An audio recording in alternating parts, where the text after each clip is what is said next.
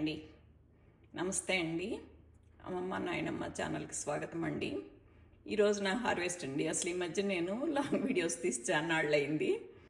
అసలు ఇవాళ చూడండి, ఇదిగో అసలు ఎంత పెద్ద పెద్ద ఆకులు ఎంత ఫ్రెష్గా వచ్చినాయో. ఇదిగోండి సూపర్ వచ్చినాయండి అని నేను.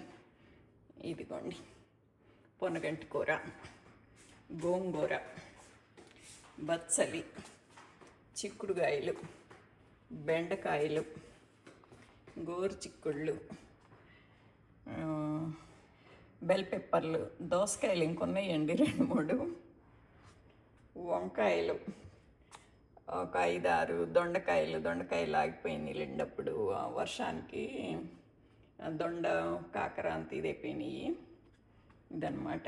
ఇలా వస్తే ఎందుకు చేయబుద్ధి కాదండి వీడియోస్. ఇదిగోండి అసలు నాకు ఒక వీడియోలో రావట్లేదండి. ఇలా ఉందన్నమాట. ట్రై చేస్తాను ఒక వీడియోలో రావటానికి. ఇదిగోనండి కష్టపడి ఒక వీడియోకి తీసుకొచ్చాను. ఇదండి తెలిసిందా? ఇదిగోండి బచ్చలాకు, గోంగూర, పొన్నగంటి కూర, వంకాయలు, బెండకాయలు, చిక్కుడుకాయలు. నావన్నీ పోయినాయి కదా వర్షాలకి. ఇదిగోనండి 2 తమ్మకాయలు వచ్చినాయి. నాకు 5-6 దొండకాయలు, చిక్కుడుకాయలు, గోరు చిక్కుళ్ళు, ఇంకొన్నాయండి బెల్ పెప్పర్లు. కాకపోతే ఇన్నిటి మీద నాకు వద్దులేమని నేను ఎక్కువ కొయ్యలేదు. అసలు ఇప్పుడు కొంచెం గార్డెన్ చూస్తుంటే చూడబుద్ధి వేస్తుందండి.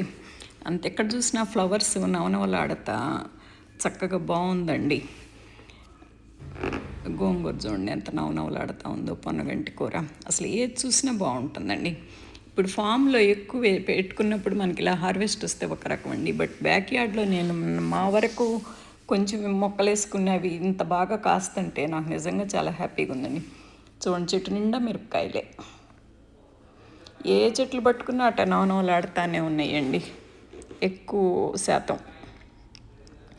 ఆ చిక్కుడుకాయలు చూడండి గుత్తులు గుత్తులు, పొడవు కంకులు. బెండకాయలు ఎప్పుడు వస్తూనే ఉంటాయి. ఇది దోస చెట్టు కొద్దిగా ఎండిపోతుందండి, అయిపోయింది దాని పని. సీతమ్మవారి జడిబంతి అసలు ఎంత పెద్ద ఫ్లవర్స్ చూడండి. అసలు ఈ చిక్కుళ్ళు చూడబుద్ధి అసలు కోసేటప్పుడు ఇసుగు పుడుతుందండి. ఎవరన్నా వచ్చి కోసుకుంటే బాగుండి అనిపిస్తుంది. ఇదండి నా పంట. నాకైతే చాలా హ్యాపీగా ఉందండి. మీకేమనిపించిందో నాకు కొద్దిగా కామెంట్ చేయండి. థ్యాంక్ యూ ఫర్ వాచింగ్ అండి. ప్లీజ్ సబ్స్క్రైబ్ అండి.